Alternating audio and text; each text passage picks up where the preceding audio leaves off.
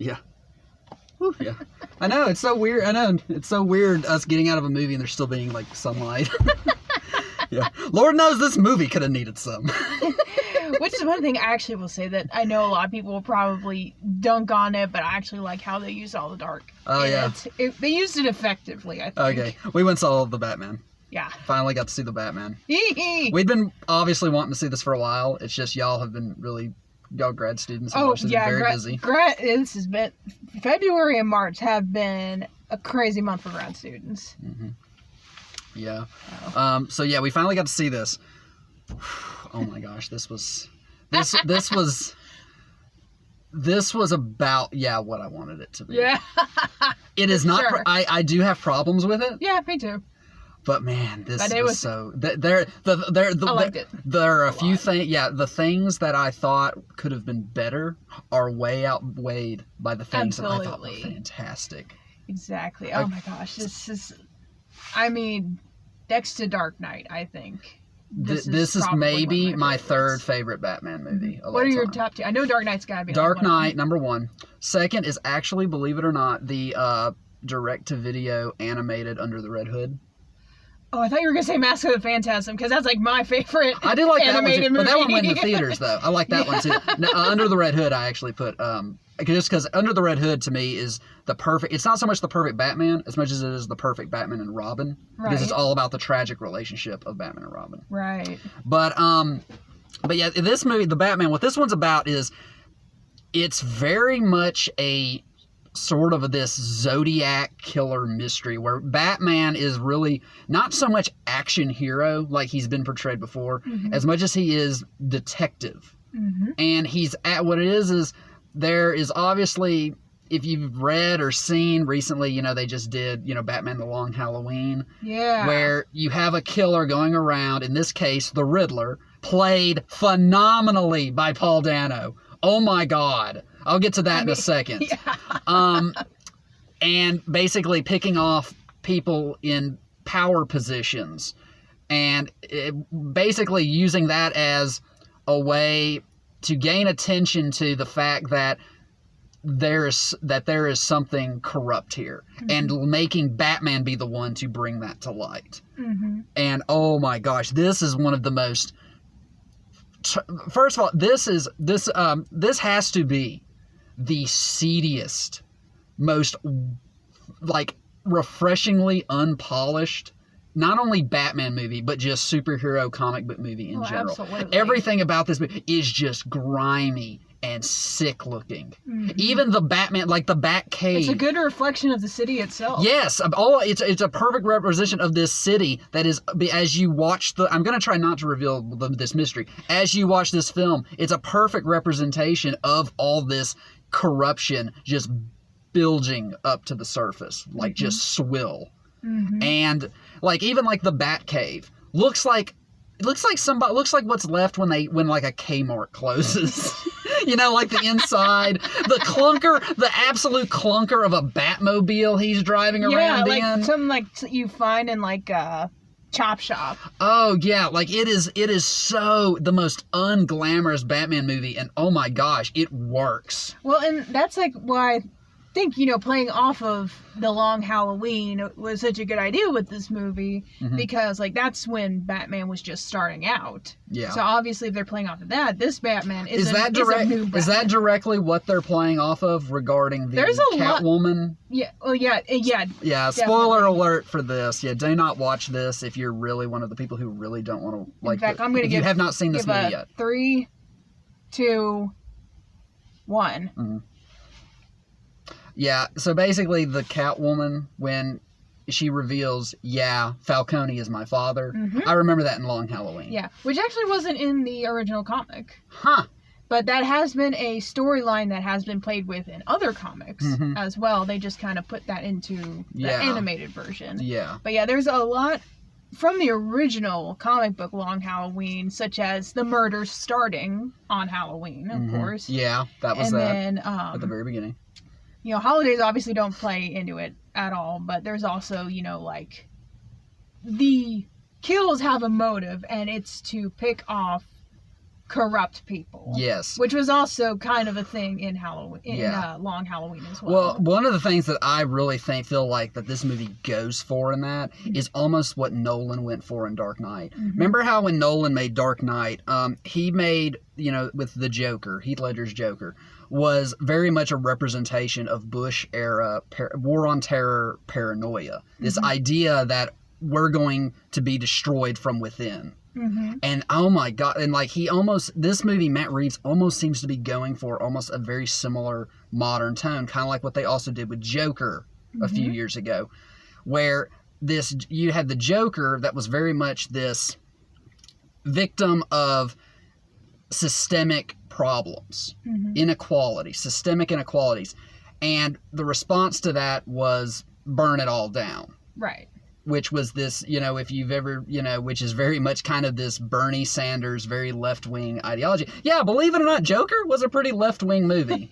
Yeah. Yeah. Oh no. People don't realize that it was kind of taken as like this thing that just the alt-right was like obsessed with. I feel like. Yeah, and it wasn't. It was a pretty left-wing movie. You played yourself. Yeah, I mean, it was literally made by Joaquin Phoenix. Okay, it had Joaquin Phoenix in it. Joaquin Phoenix is one of the. If you've ever followed what Joaquin Phoenix's hobbies are. Honestly, that movie, I see, if anyone looked at it and thought right-wing ideology, no. I'm like, really? No. Really? But what this seems to be going with is, they're not going with like this like thing with Joker. They're going with the Riddler in this, who feels to me almost like this incel QAnon deep, expose the deep state. Yeah. And man, there was so many things in this. I'm like, this is getting too real for me, especially in that finale when it reveals this. He's got cult, all these followers. He's got a cult. Oh my God! I'm like, oh my God! The Riddler is 4chan. Oh, no. Or 8chan, right. Or 8chan. What was the one? Yeah, the Riddler's 8chan. Oh my God, you're right. He is. Yeah, and the Wayne and Arkham families are the Clintons. He's exposing the baby-eating cult. This movie is twisted. Like, very. There were scenes like I think they pushed the PG-13 limit on this movie. Absolutely, they pushed it once they revealed that the guy was getting his face eaten off by rats. I know, oh my Which, God! They didn't actually show his face getting eaten off by rats, but just. The fact that they described it. They do this combination of things like when like the Joker had like when he would send that video to like the police. They do that, but it feels closer to like the videos you see with like the Billy the puppet from Saw, like, I want to play a game, and it pans over and he's got the police commissioner strapped to the rat box from 1984. Holy crap. This movie, like, just... Ooh, I have not ever seen a superhero movie. Bomb necklace. What? The bomb necklace. Yeah, that had me on edge. It reminds you of the inverted bear trap from, like, whatever Saw movie that was. I have never seen a superhero movie made me feel this just uncomfortable. And man, does it do it well. And it has substance to it. I love... This movie made me feel worse than Spiral did. And that's a credit to this movie. This movie is fantastic. I love this movie. Honestly, like, it actually questions, like, Batman's effect on the city. Because, like, at the end of the movie, it's pretty much saying, your call for vengeance kind of created the Riddler in a way. So it's like, maybe, your desire to, change the past by being vengeance has had... Like, it's essentially the road to hell is paved with good intentions. Yeah. Well, yeah, because you had the Wayne family. Well, it wasn't so much that the Wayne were... Well, what it was is the Waynes did bad things. Yeah. But it was also... They were working with lots of bad people to try to do good things. Yeah. And when they were taken out of the picture... That's when it all went to shit. It's all about, like, unintended consequences. Yeah. And, Oh, the Riddler. That's the thing. The Riddler in this. And first, I want to just talk about Paul Dano. Paul Dano has had a career of kind of playing these sort of dark weirdos. If you've ever seen, like, There Will Be Blood and Prisoners. That's kind of his staple. Man, I think I'm gonna say it now. I think he's gonna get he's gonna get like a Best Supporting Actor nomination next year. I think this will be like when Ledger got nominated, and maybe he might win for this. I think, and if they don't, they should. This is because the Joker or the Riddler in this is, like I said, he's basically is supposed to be like, I think, based on these like far right exposing the deep state people, you know, that you see like that they talk about all the time. And like he's so sympathetic.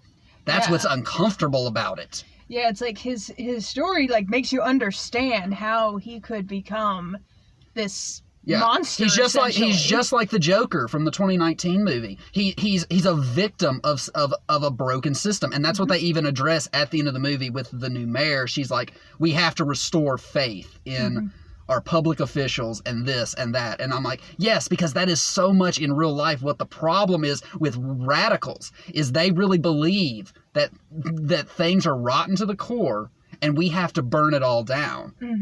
And that goes for either political belief, any political belief, that we have to restore faith in things or else people are just going to hurt people. Yeah. And God, this movie got to me. Yeah, so many parts. This, I think, definitely out of all the Batman films, this definitely had the most raw, real message to it. This one did. This is, I get now, because there was all kinds of like negative reviews, but people claiming that there were critics. I don't know if they were walking out of it, but really saying that there was like that this movie is too much. In that, I'm like, oh, it is too much, but it's too much of a good thing. I know. It's like it's too much, but done in a good way. I give this movie. Okay, let me go ahead and say what I don't like about it. Let's do that real quick. First of all, let me ask you, did you feel the runtime of this movie? When it got to the flooding battle on top of the little thing, that's when I felt the runtime. I didn't so much feel the runtime after it started picking up and I really started getting invested in the characters, especially the characters and the acting. This is like the first time I've seen a Batman movie where I was actually having several of acting performances I really liked. Paul Dano being obviously my favorite. I did have problems with it, especially at the very beginning. It is not the lightest on its feet Batman movie I've ever seen. It's a little slow. The Dark Knight trilogy was a lot more spry than this movie, especially in the beginning. Oh, yeah. Also, I will say this. I was not crazy about Pattinson. There were scenes... I guess I should have said I was not crazy about Pattinson at first. There are several scenes near the beginning of the movie when he's not as Batman, he's as Bruce Wayne. I was not very convinced of him as a Bruce Wayne. There were I don't know what it was. I don't know if it's the Justin Trudeau haircut. I don't know if it's the voice. Like he almost reminds you of he almost looks and sounds almost like Christian Slater back when he was in like Heathers. That's kind of what I was thinking a little bit in this. I can see it. But after a while, it really started to focus on Bruce's like inner conflict. It didn't bother me anymore because man, this is one of the most tormented depictions of Batman I have ever seen. And that's what the thing, like when it was showing like the earlier portions of Bruce Wayne, I kept like reminding myself, okay, this is not like a Batman who has had some time to actually face and deal with his trauma. This is a Batman who's still really dealing with his trauma. And it's always brought up every time he sees the son of the assassinated mayor. I think this is the first time we actually got not a brooding Bruce Wayne, but a sulking Bruce Wayne. Just smoldering in his emotions. Yeah, because he is just sulking most of the time, and you can tell that like he is not, in his Dark Knight state. Right. Because like it's just like I was talking about the little boy. Every time he sees that little boy, you know what he's thinking. He's seeing himself. Yeah, and this is also the first time we got a Batman where we don't see the actual murder of Thomas and Martha Wayne. You go in knowing what happened. Well, it's we also got that in Burton's. Yeah, because Burton opens his Batman 89, by setting you up to think you're about to witness that. Burton's Batman plays with your expectation of everybody knows Batman's parents were murdered, basically. I feel like Batman is ingrained in pop culture enough that people know that when he shows that family walking down the alleyway at the beginning of his movie, you really do think, this is Batman. We're about to witness Batman's family get murdered. And then Batman drops down and saves them. No, his parents were killed years ago, and he's saving this family in modern day. Yeah. And that's kind of what they do, I guess, with this movie. They don't need to tell you Batman. They do bring it up just for the sake of storytelling, but they really don't dwell on the fact that this is a character... most people have heard of, and know how this character works, and know what this character is about. It's just like the joke with no guns. He's like, no guns. He's leaning over Gordon. He's like, no guns. And then Gordon's like, yeah, that's kind of your thing. I like that part. Oh, gosh. But yeah, I really didn't feel like, I didn't really care for the beginning. I felt it took a little while to really pick up some speed. Yeah, it took a second, and but then it took me a while it took me a while to really fall in love with Pattinson's character. I loved Paul Dano. I really loved Zoe Saldana as Catwoman. Finally, this is the first time they've actually done a Catwoman since Michelle Pfeiffer. She's the first Catwoman I've really liked. Since she definitely gave me kind of vibes from the animated series Catwoman. Yes, very much. She's a hell of a lot more convincing than Anne Hathaway. Down to having all of the gadgets that Catwoman usually has, and like her just like having the petty thief skills, or the cat burglar skills. Yeah, she and the cat actually using her claws for once. I was way more interested in her because it has all the things that make like the good like Batman and Catwoman relationship. All the anger, mystery, and sexual tension is all there. I felt none of that in Dark Knight Rises with Anne Hathaway's Catwoman, Christian Bale. I'm like, who cares? Who cares? You've already, and I feel like one of the reasons that maybe didn't work is because they had Talia al Ghul in it. I feel like they almost didn't need Catwoman there a little bit. Well, because she showed up at the end to kill Bane, but they didn't justify having Catwoman and having her be as uninteresting as the Anne Hathaway one. And then Halle Berry we just won't talk about. Yeah, no, I did love Zoe Kravitz's Catwoman. Oh, it was Zoe Kravitz or Zoe Saldana? I think that's what the credit name was.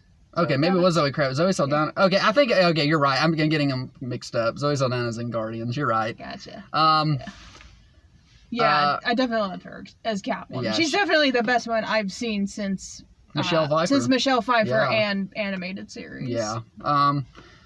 Gosh. Okay, so what's your you had more to say?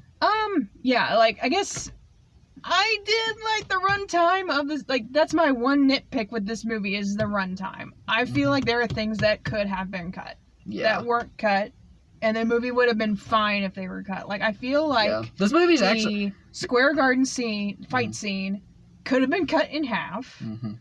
I feel like the ending with him and Catwoman went a little too... Like, I thought they were going to end it with the Riddler and villain whose name I'm not going to reveal at the moment.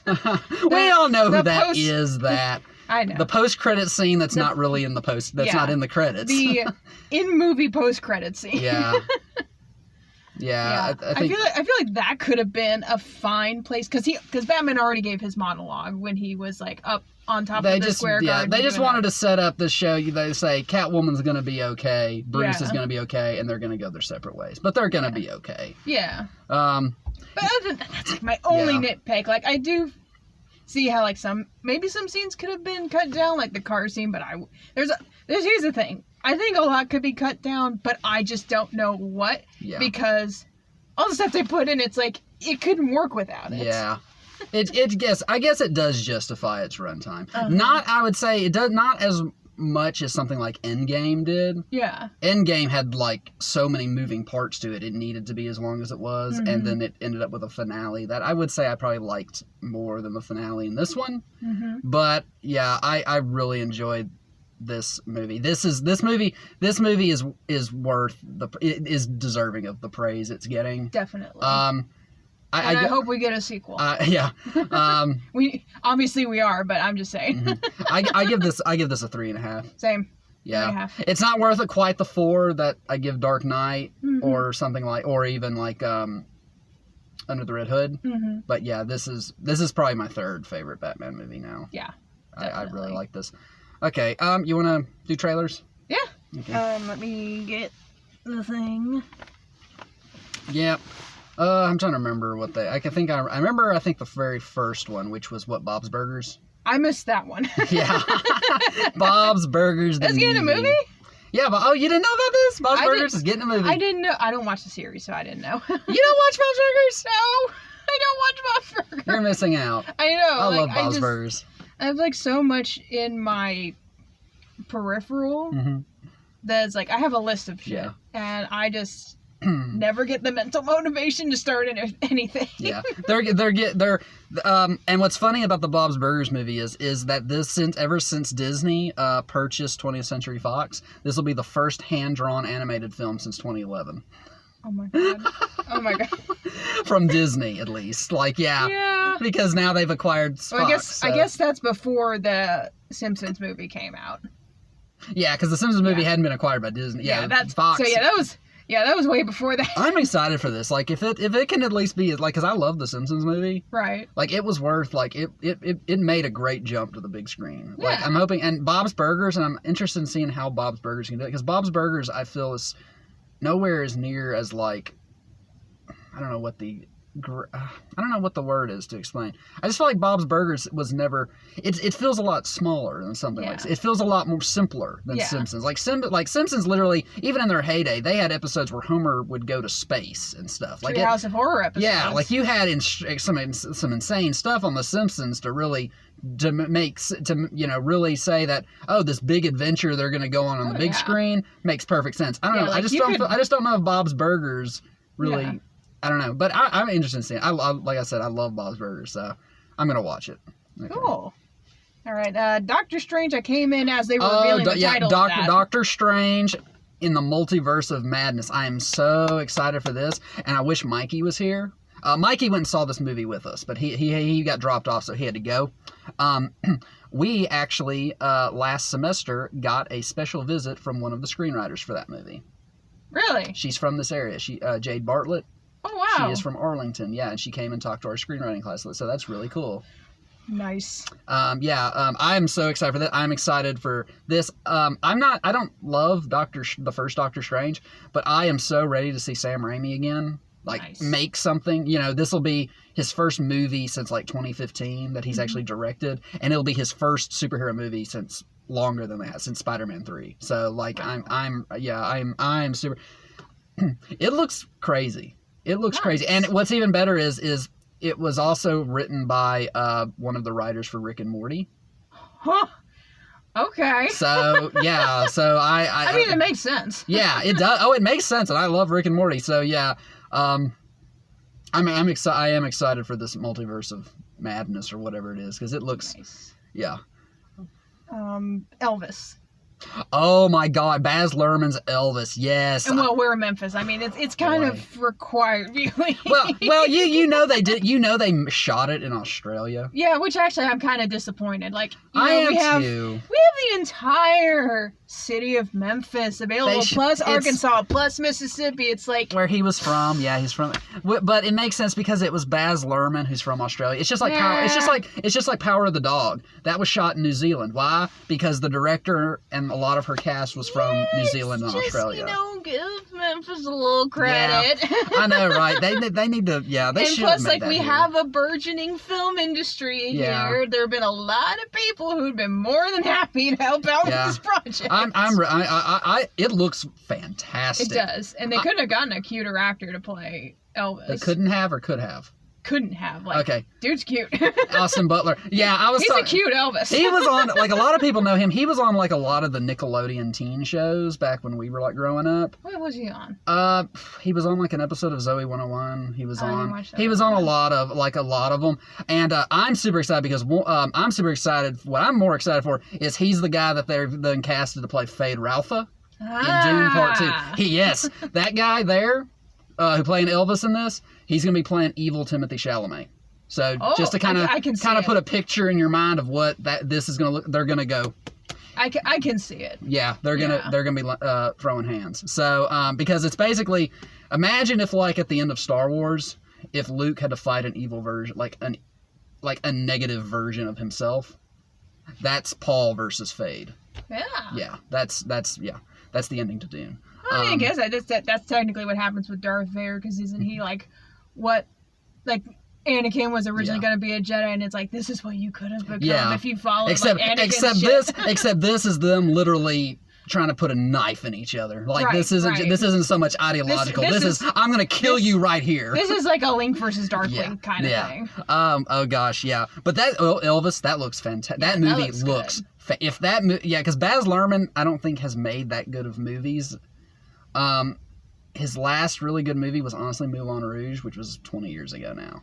So he's going back to music. Nice. I hope he makes like this is going to be good, because I'm not a big Elvis fan. Me neither. But the man could sing. Oh yeah, like I remember like when I grew up and like actually understood who Elvis was. Like I heard some of his songs, I'm like, hey, this is good. The only problem I have with this, and I don't, is Tom Hanks. No, not Tom Hanks. Tom Hanks sounds like his manager, Colonel Tom.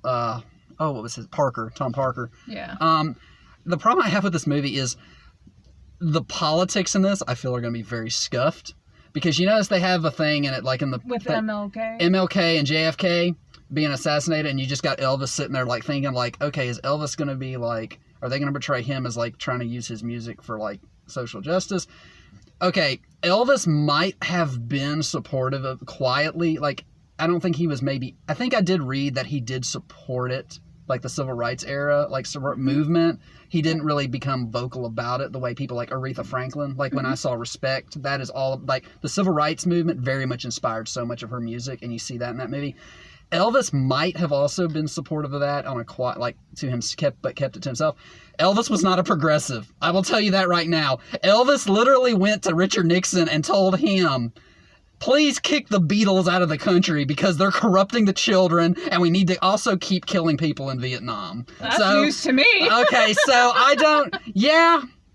So I just feel like, okay, I feel like some of the politics in this movie might be a little sanitized. That's my only worry about this film. Which is kind of weird, because didn't the Beatles say that Elvis kind of inspired their music? I think maybe like I heard that at some point, that like they were inspired by that kind of like rock and roll sound. I just know because Elvis believed they were like, I think, communists, and also because they were all into drug culture. He said we need to get them out because they're supporting drug use, they're supporting communism, and no, we need to fight communism in Southeast Asia. So like, yeah. Oh no. I don't know. Okay, so what's anyway? So we'll skip on that. Fantastic Beasts: Secrets of Dumbledore. I'm not interested. Or as I call it, the boring Doctor Strange in the Multiverse of Madness. God. I don't know. Once the Harry Potter series ended, that's where it kind of ended for me. I have never seen any of them. You know, they're good. Like I kind of like cling on to them because they were like one of those things. Like I always went to the midnight showings and stuff like that. So they hold a special place in my nostalgia. I will try to watch them. I also never read the books. I never did either. It's just like it's one of those things where it's like it's nostalgia for me. But once Deathly Hallows was done, that's when I kind of quietly made my way out of the cinematic universe. The only one I've seen is the very first Fantastic Beasts, because I'd heard it was like a spinoff, and I watched it. I'm like, okay, I don't have to know anything about these other movies to watch this. And I watched it, and I thought, this is terrible. This is just terrible. Yeah. I hate this movie. And then I talk to people, and they're like, if you watch actual Harry Potter, they're way better. Like, I've talked to people who were actually fans of the books and the movies, and they told me that Fantastic Beasts is not that good. Yeah, and also I'm surprised that they were brave enough to put from J.K. Rowling in the trailer, knowing how much of a controversy she kind of is at the moment. Yeah. With her very turfy comments. Right, So, I mean, it is her book series, so yeah, I guess so. But they have to. They have to for rights. Yeah. For rights reasons. I mean, yeah, because they literally replaced Johnny Depp with Mads Mikkelsen. after the first one because of his legal troubles with Amber Heard. So. And then we found out that was all bullshit. I'm not even keeping up with that. I don't even know what's going on. I mean, as far as I know, it turns out that she was the abusive one. And, everyone went after Johnny. Now no one's going after her. Okay. Which is like kind of revealing the gender's double standard in our culture. Yeah. I don't know. I don't touch that shit. I do not touch that shit. I try to stay out of all that. Because again, that sounds like the kind of stuff the Riddler would be into. Oh gosh. You mean my point? Yeah. Any toxic internet culture, keep that away from me. It's a tough thing, but Mm-hmm. But yeah, it's like it's just, I'll stick with what I already have. Yeah. As far as Harry Potter's concerned, like, I'll just stick with the movies, I'll stick with all the Universal stuff, which is also now having Fantastic Beasts stuff, but good thing at least the original stuff is still, like, prominent as heck. So, yeah. Okay, so I guess we'll go ahead. We're talking about maybe X next week, if not the week after. Yeah, we'll try to get everybody. We were supposed to have a crew of us tonight. Yeah. Weren't we? Yeah, we were, but yeah. A lot of them people called off. I think a lot of it is just like this last week has been really crazy with how I know Adam said that like his brother had IMAX tickets, and I mean like they went a couple weeks ago. I don't blame him. Like IMAX tickets. Yeah, Adam saw this weeks ago. Like me and him. He have you seen? He did my Cyrano video with me. Really? Yeah, if you want to look that up. Yeah. Oh, nice. He was great. We had a real good time at that. Okay, yeah, I gotta look that up. That sounds awesome. Yeah, he was in my Cyrano video, but yeah, he saw Batman the night before, and he was going to come again tonight to watch it a second time, but stuff came up. Yeah. So also, one last thing I have to say about like the movie, I don't care what people say about Jim Gordon's actor. I fucking love that guy. He did great as Jim Gordon. Oh, well, Jeffrey Wright? What was wrong with people not liking him? Because he's black. Oh, come on. What? It's that part of the internet that probably Riddler would be. I literally didn't even think of that. I don't care what people say. I love that actor. I think he did great. Yeah, Jeffrey Wright's fantastic. I think people need to get their panties untwisted. Sure. I know. It's crazy. Yeah. Anyway. So anyways, yeah, go see Batman if you haven't yet. Yes, this movie is fantastic. Fantastic. All right. So yeah. What else is coming out this? I have no clue. I just know X. That's the only thing I know of. Yeah. So. That was the only thing advertised. Yeah. Bye.